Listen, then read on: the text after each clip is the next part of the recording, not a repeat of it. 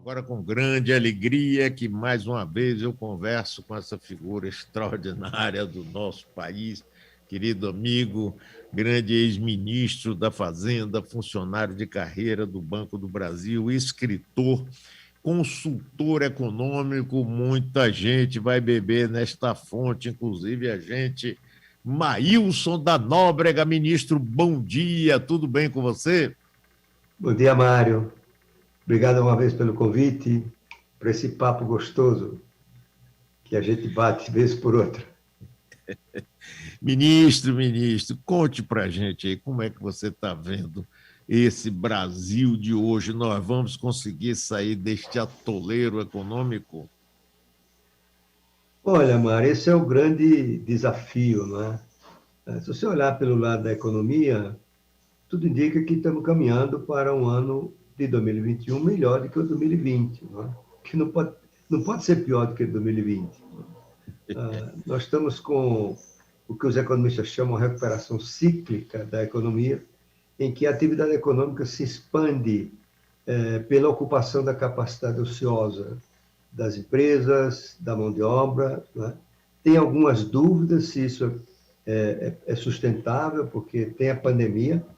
O agravamento da pandemia é uma ameaça à recuperação, porque ela vai exigir, aliás, já está exigindo, né, medidas de restrição à mobilidade, funcionamento das empresas, proibição de frequência a parques, cinemas, teatros, restaurantes. Tudo isso é ruim para a atividade econômica, não é? Mas é necessária para preservar vidas.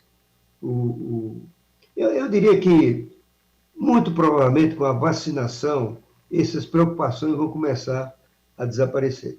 Fica apenas uma que é muito forte nesse momento, que é uma inflação maior do que mais alta do Isso. que se imaginava, né? Então, Uhum. a estimativa está caminhando para por volta de maio, junho, o IPCA está em 12 meses ao nível de 7%. Né? Mas tudo indica que isso começa a refluir a partir do segundo semestre. Podemos terminar o ano aí com uma inflação em torno de uns 4%. E a grande dúvida é a condução da pandemia pelo mais despreparado chefe do governo a estar à frente de uma crise como essa. Não é do Brasil, é do mundo. Né? Na realidade, ministro, o grande risco nosso chama-se risco Jair Bolsonaro. Você concorda com isso? Eu costumo dizer, Mário, que o risco no Brasil tem nome e sobrenome. Jair Bolsonaro. Estou de acordo com você. Né? É. Ministro, quanto à inflação, a gente está vendo aí que, em função da desvalorização da nossa moeda, é mais interessante para vários setores de produção, inclusive agrícola, principalmente, o do agronegócio, exportar do que abastecer o mercado interno. Não cabe nenhum tipo, não sei o que você pensa, não cabe nenhum tipo de intervenção governamental em relação a isso. Mas isso será que vai se manter e fazer com que realmente os preços sejam muito elevados para o Brasil? Acho que não, Mário, porque o preço dos alimentos subiu muito, como a gente sabe, em média 15% nos últimos 12 meses, mas isso não foi provocado por escassez de oferta. Isso foi provocado essencialmente por dois fatores. O primeiro, a valorização das commodities, com a recuperação forte da China e agora dos Estados Unidos. Em segundo lugar, a depreciação.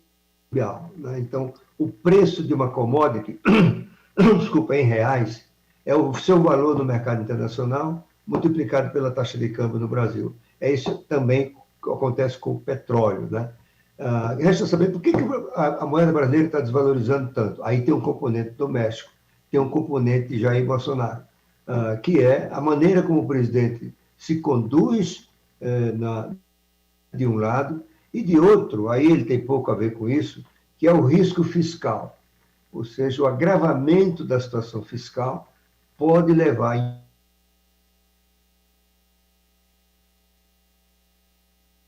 impossibilidade de pagar os seus compromissos. Estamos longe disso aí, mas os mercados já enxergam esse risco. E é por isso que o Brasil rivaliza com a Argentina com uma moeda mais depreciada entre os mercados emergentes, né? Uma coisa curiosa, Mário, quando existe aumento de commodities, a tendência é o dólar se desvalorizar e as moedas de países que exportam essas commodities se valorizar, ficar mais forte perante o dólar. Nós estamos vendo uma coisa quase inédita, a commodity subindo e o dólar subindo também, né?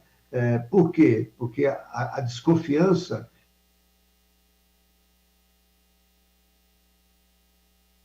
do que a mudança, né, de preço das commodities nos mercados mundiais. Ministro, eu estou Portanto, só para conversando. concluir, Diga, à o fato vontade. de exportar ou não exportar, nesse É, momento não é relevante. O relevante é reduzir o risco fiscal, por exemplo, neste momento. entendi. Ministro, eu estou conversando com o ex-ministro, grande consultor, escritor, Maílson da Nóbrega. Ministro, me diga uma coisa: por que os preços dos combustíveis, que é outro fator que influencia a inflação e a insatisfação do povo, inclusive dos caminhoneiros e das pessoas que usam automóvel, o etanol quase no mesmo preço da gasolina, por que isso? E a interferência do presidente na Petrobras teve algum efeito positivo, negativo em relação a isso? Olha, o preço dos combustíveis responde, como eu falei antes, a dois estímulos, chamemos assim, né? Dois fatores. O primeiro é o aumento do preço do petróleo nos mercados mundiais, né? O petróleo vem subindo sistematicamente nos últimos 2, 3 meses. E segundo, a desvalorização do real. Ah, Forçar a Petrobras, digamos assim, para não levar isso em consideração, é voltar à política desastrosa do governo Dilma, Isso. em que o governo quase quebrou a Petrobras. Na verdade, em algum momento quebrou, né? Porque a Petrobras ficou em situação financeira periclitante, né? Isso tudo ficou para trás a partir do governo Temer. No início do governo Bolsonaro, os dirigentes da Petrobras encontraram um ambiente propício a adotar o correto na fixação dos preços, né? Mas, eu diria, ultimamente, a gente viu essa intervenção do presidente. Uma intervenção para lá de desastrosa, né? Porque isso afetou a confiança dos mercados na Petrobras. Isso vai levar muito tempo para restabelecer essa confiança diante dessa desastrada intervenção do Bolsonaro. Eu tenho dito que o futuro presidente da Petrobras ele tem que torcer, rezar para os preços do petróleo caírem, né?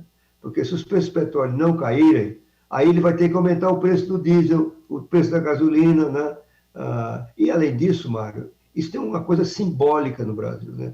Como o brasileiro mediano não é obrigado a entender essas tecnicalidades, o que determina o preço do petróleo, muitos brasileiros que estudaram, que leem livros, etc., têm uma visão pior ainda. Eles acham que o preço do petróleo deveria ser estabelecido com base nos custos domésticos de produção. O Ciro Gomes disse essa bobagem outro dia, né? Então, qual é o raciocínio? Escuta, se o petróleo é produzido aqui, por que a gente tem que observar os preços internacionais? Isso é uma pergunta que muita gente não tem como responder. Tá certo? Na verdade, é assim mesmo que funciona. Né? Os preços das commodities, elas são os mesmos em todo o mundo, e assim que o mercado funciona. E as pessoas não se dão conta que é assim com o trigo, com a soja, com a carne, com o frango, com o arroz, com o minério de ferro, tá certo? Os preços de commodities, eles são... Tem uma expressão em economês que diz a lei do preço único, tá certo? Você tem uma série de condições que o mesmo preço do mesmo produto é igual em todo mundo, né? E, portanto, tentar mudar essa regra é introduzir distorções no mercado, que acabaria afetando a agricultura, por exemplo. Por que não adotar o mesmo critério no preço da soja? Por que não adotar o mesmo critério no preço do boi, né? No preço da carne? Por aí afora, sabe? Ministro, outra coisa é o seguinte: já há alguns anos a gente vê sempre governos que se sucedem dizendo que as reformas são fundamentais. A tal reforma tributária que eu ouço falar, desde o tempo que eu fui prefeito, eu ouço falar disso. A reforma fiscal, a reforma administrativa, meu Deus! Aí entra um governo e diz: não, vamos ter só 15 ministros, vai ser uma seleção fantástica, a seleção Dream Team.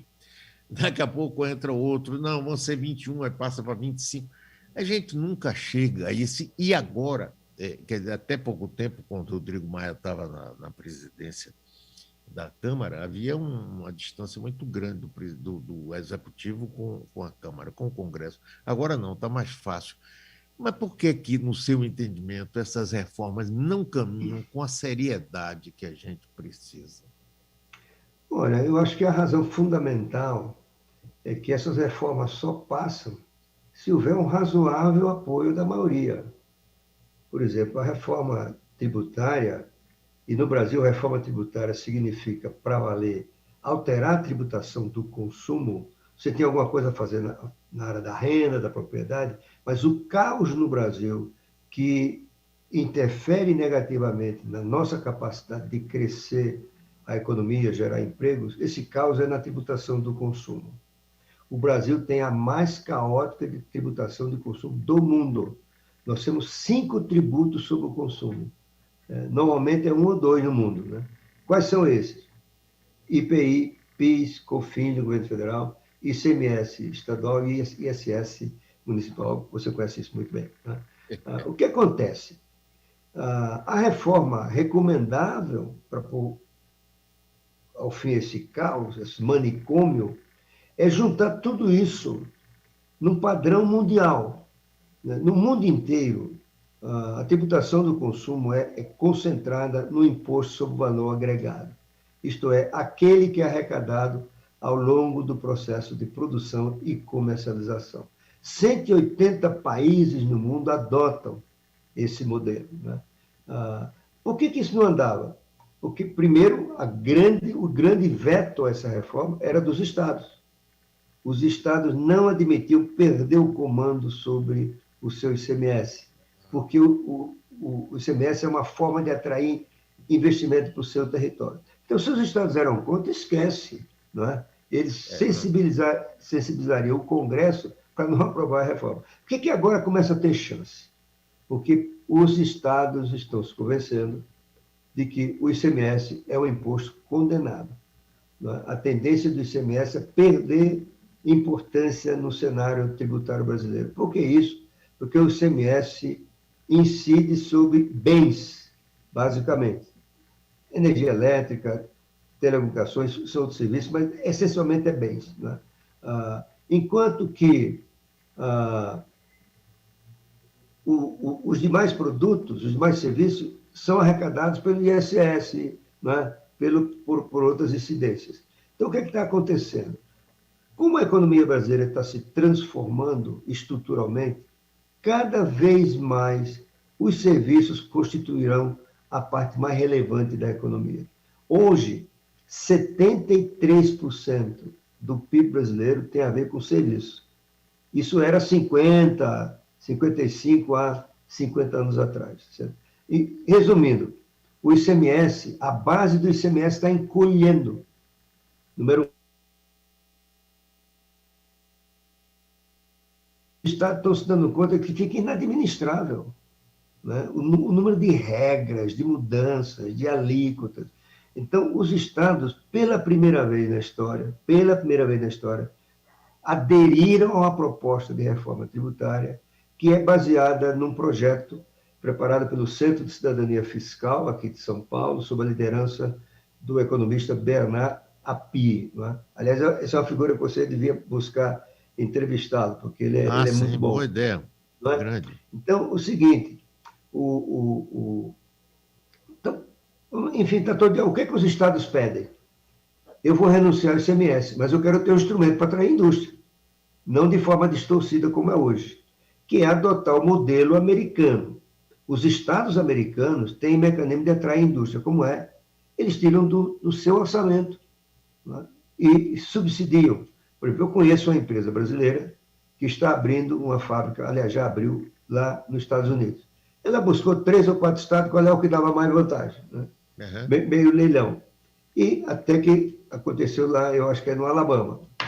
E aí eu fui lá no governador, e o governador mandou examinar, disse assim, olha, nós vamos te dar 3 milhões de dólares em dinheiro para você implantar esse projeto aí. Você vai usar isso em quê? Na custo das máquinas, construção e tudo mais. Qual é o resumo da história, Mário? Essa participação estatal reduz o custo do investimento e aumenta a competitividade da empresa, mesmo que ela esteja localizada em outro estado menos eficiente do ponto de vista de logística. E aí ela vai pagar imposto como qualquer um outro contribuinte. Você não bagunça o sistema tributário com o sistema de incentivos fiscais e da guerra fiscal que a gente tem hoje aqui. Então, para te dar um exemplo, né? Agora vai para a reforma administrativa. Por que não anda? Porque tem uma corporação poderosíssima, constituída de servidores públicos, são muito articulados, muito organizados, sensibilizam os parlamentares, e eles precisam preservar os seus privilégios na visão deles, porque eles acham que não é privilégio, eles fizeram um concurso, né? E, portanto, ele não pode sofrer nenhuma... O trabalhador brasileiro está perdendo o emprego, está perdendo a renda, funcionário público não pode, né? Então, existem forças que se antepõem ao processo de modernização do país. Como é que a gente vence isso? A gente vence isso com uma coisa chamada liderança. Tá certo? É a liderança política com a capacidade de educar a sociedade para os objetivos da reforma, convencer a maioria da sua necessidade e mostrar que com as reformas o país estará melhor, ou estaria melhor. Mais emprego, mais renda, né, mais prosperidade. Ministro, eu acho que no meio do caminho tem uma coisa aí que é imbatível, que se chama reeleição. O presidente, o governador, o prefeito, quando senta na cadeira, ele já está pensando na reeleição.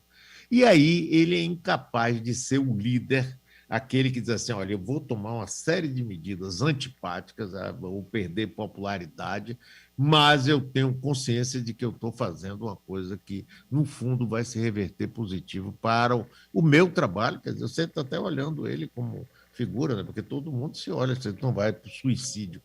Mas isso não existe. Quer dizer, essa coisa da reeleição, ministro, acabou com isso. Qualquer um que senta lá...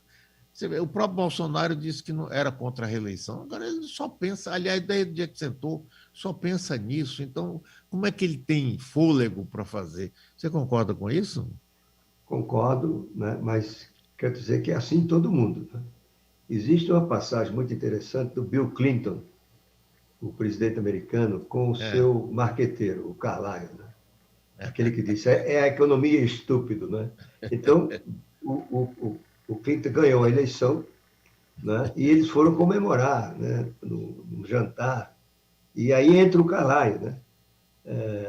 E o Bill Clinton, e o Carlyle pergunta para o presidente, e agora, presidente, vamos trabalhar na reeleição, né? Tá certo? Ele nem tinha tomado posse, já estava pensando na reeleição. Mas eu concordo com você, a reeleição ela tem vantagens, por exemplo, você não produz um governo totalizante, fazer tudo no mandato. Né? E tem outra vantagem que permite à sociedade premiar o bom governo. Se você está fazendo uma boa administração, nada mais razoável do que você continuar. Se não, sai. Né? Ou seja, é como se você dissesse assim, olha, a eleição para prefeito, governador e presidente é um mandato de 8 anos com um recall no fim do primeiro. Certo? Então, se você está bem, fica, senão não está. Né? Mas tem esse tipo de coisa que o Bolsonaro, por exemplo, só pensa nisso. Ele só pensa nisso. Né? E, portanto, ele já tem baixa capacidade de gerir o país. E pensando assim, em cima de reeleição, piora a situação. Nós já tivemos aqui mandato de 5 anos, até de 6 anos. Figueiredo foi presidente 6 anos. Agora, isso aí que você falou é interessante mesmo, é verdade. Você tem um mandato de 8, mas o fim de 4 você vai ser julgado de novo. Se você estiver bem, você vai. Se não tiver, Donald Trump mesmo dançou lá agora há pouco tempo. Isso aí. Agora, ministro, outra coisa que se fala sempre, sempre. taxar as grandes fortunas. Qual a importância disso para o desenvolvimento econômico do país, no caso do Brasil específico? Eu diria nenhuma. Nenhuma vantagem, só tem desvantagens, né? Tem um economista brasileiro, Isaías Coelho, que ficou 20 a 30 anos no Departamento de Assuntos Fiscais do FMI, e ele produziu outro dia um texto, um artigo, mostrando assim, quais são os países que cederam à tentação de tributar as grandes fortunas. É uma lista enorme, dá uns 30, certo? E ele mostra, praticamente todos desistiram. Por que desistiram? Primeiro, porque não é fácil arrecadar. Como é que você vai avaliar os quadros das pessoas, né? As pinturas, não sei certo? Enfim, as suas ações. Em segundo lugar, arrecada muito pouco. Arrecada muito pouco. Ele tem um valor simbólico, né? A contentar a população que os ricos estão pagando mais imposto. Em terceiro lugar, a riqueza é o acúmulo de renda do passado. Portanto, quando você tem uma casa, né, tem ações, você já usou aquilo com sua renda, você já pagou imposto de renda. Agora vai pagar de novo sobre as grandes fortunas, né? O exemplo mais recente é o da França. A França é um país civilizado, com gente bem inteligente que conhece isso. E o Hollande, o presidente Hollande, instituiu o imposto sobre grandes fortunas. E desistiu. E desistiu, inclusive, porque um grande ator francês, com grande força simbólica, resolveu ir para a Rússia. Né? Porque, então, veja, o imposto sobre grandes fortunas, ele acaba sendo um elemento que afugenta o investidor. O doméstico passa... O brasileiro diz, agora eu vou morar em Portugal, né? Agora eu vou morar nos Estados Unidos, tá certo? Então, eu acho que há situações que justifica o imposto sobre fortuna, sobre grande fortuna. Por exemplo, hoje o Brasil tem um risco sério de colapso fiscal, porque a dívida pública, como proporção do PIB, vem crescendo sistematicamente nos últimos 10, 20 anos. Né? Por exemplo, quando Dilma tomou posse, essa relação era de 50%. Agora está se aproximando de 100% num período de menos de 10 anos. Então, é preciso, em algum momento, atacar esse problema. Vencida a pandemia, restabelecido condições de crescer, algum governo vai ter que mostrar um plano para o país, de longo prazo, e dizer o seguinte, nós vamos mostrar que o país continuará solvente por muitos anos. E esse plano implicaria, a meu ver, não apenas corte de gastos, que é uma coisa muito difícil de fazer, porque 95% da despesa é obrigatória, né? Mas também um aumento temporário da arrecadação, né? Destinada exclusivamente a reduzir a dívida, para colocá-la no nível razoável aí de 70%, 80%, ainda é alto, mas menos grave do que atualmente. Né? Isso implicaria uma série de coisas. Por exemplo, estados e municípios não podiam receber transferências por conta desse aumento. Por exemplo, se você aumenta o imposto de renda, 50%, 49% da arrecadação do imposto de renda se destina a estados, municípios e os fundos regionais de desenvolvimento, o FINO e assim por diante, certo? Então, não faz sentido a nação fazer um esforço para reduzir a sua dívida e isso resultar no aumento de arrecadação para os estados, um esforço que eles não fizeram. Então, você tinha que ter uma emenda constitucional, dizer assim, para esse efeito, num período determinado, a arrecadação é só para pagar a dívida. Nesse caso, eu acho que justifica. Por exemplo, o ricaço, ele iria saber que ele vai fazer uma contribuição em benefício do país e de seu próprio interesse, porque se o país degringolar, nem rico escapa, certo? A gente pode ir para uma situação muito, muito grave. É um pouco de renúncia, né, da classe rica, colaborar para resolver um problema grave do país. Nesse caso, eu acho que valeria a pena tributar as grandes fortunas, não como mecanismo permanente de arrecadação. Ele tem muitos defeitos, né? Mas muitos defeitos. Ministro, ontem ou antes de ontem, o presidente Bolsonaro citou a quebra da Bolsa de Nova York em 1929 e que o cidadão teria se suicidado por conta do lockdown. Agora eu pergunto, já que pegando o gancho dele, quando o presidente Roosevelt assumiu os Estados Unidos e fez aquele New Deal, não é? O país estava arrasado pela recessão, pela depressão econômica, que abalou o mundo todo, mas sobretudo os Estados Unidos. Quais foram os eixos fundamentais adotados, por exemplo, para recuperar a economia? Olha, eu diria que houve um eixo fundamental, que foi a expansão do gasto público. Naquela época, o Keynes ainda não havia escrito a obra dele, mas já se falava muito, né, do papel do gasto fiscal na suprimento de demanda. Né? O que acontecia naquela época? Com a depressão, por exemplo, nos Estados Unidos, o desemprego chegou a 25% da mão de obra nos Estados Unidos. Surgiram as favelas nos Estados Unidos, chamavam-se Hoovervilles, né? As vilas do Hoover, que era o presidente anterior a Roosevelt. Né? Então, isso gerava um ambiente de falta de confiança para consumo, para investir. Então, você tinha um excesso de poupança, que as pessoas consumiam menos e investiam menos. Qual é a sacada do Keynes, mesmo assim? Esse excesso de poupança nós vamos utilizar para gastar. O Estado gasta e ele supre, né, a ausência do consumidor e do investidor. Tanto que tem uma célebre frase dele, ainda que seja para cavar buraco, pagar alguém para cavar buraco e depois pagar alguém para tapar o buraco. O que importa é que você tenha uma expansão do gasto público. Eu acho que essa foi a grande fonte, né, que depois se consolidou. Mas, na verdade, o que fez a economia americana recuperar para valer foi a guerra. Né? Mesmo com tudo isso, ainda continuava a depressão. A guerra, o esforço de guerra, que implicou gigantesco gasto para equipar forças armadas, transportar, etc., esse foi o grande fator. Além disso, o Roosevelt ele foi caracterizado pela primeira vez na história dos Estados Unidos por uma preocupação social. Né? O que prevalecia até então eram ideias assim, muito ultraliberais, parecendo coisa de hoje aqui no Brasil. Né? Ou seja, não adianta o Estado fazer nada, a economia se ajusta naturalmente. Né? Então, deixa quebrar. Havia, inclusive, um secretário do Tesouro americano que disse assim, quebra o máximo que você puder de empresa, porque isso é um processo de depuração. Aí daí vão surgir novas empresas. Uma maluquice completa, mas ela era muito, muito bem vista na época. Aí, por isso que o Keynes fez outra célebre frase, quer dizer, olha, deixa quebrar, porque no longo prazo vai funcionar, né? Tudo se regenera. Diz o Keynes, no longo prazo estaremos todos mortos. Todos mortos, mas é.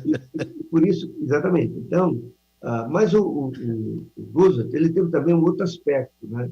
Ele aumentou a intervenção do Estado. Por exemplo, criou a intervenção no mercado de capitais, com a criação da SEC, a Security Exchange Commission, que é a nossa CVM aqui, a Comissão de Valores Imobiliários. Né? Ele criou programas para amparar índio, produtor de baixa renda, criou mecanismos para facilitar a vida dos agricultores em matéria de comercialização de safra. Ele criou a Previdência Social, né? A Previdência Social americana foi criada nesse período, né? Enfim, e ele foi o presidente das grandes obras, né? Aquela da Tennessee Valley Authority, né? que era uma espécie de uma autarquia para investir no Vale do Tennessee, né? Que tem a Hoover Dam, que é uma gigantesca barragem que fica ali perto de Las Vegas, né? Então, é um homem assim, ele inovou gigantescamente em todos os campos, né? E terminou inovando na eleição, né? Porque ele se elegeu 4 vezes, que era, isso inclusive levou o povo americano a demandar uma mudança da Constituição para proibir explicitamente que um presidente fosse eleito mais de uma vez, né? Isso era uma tradição que vinha do Washington.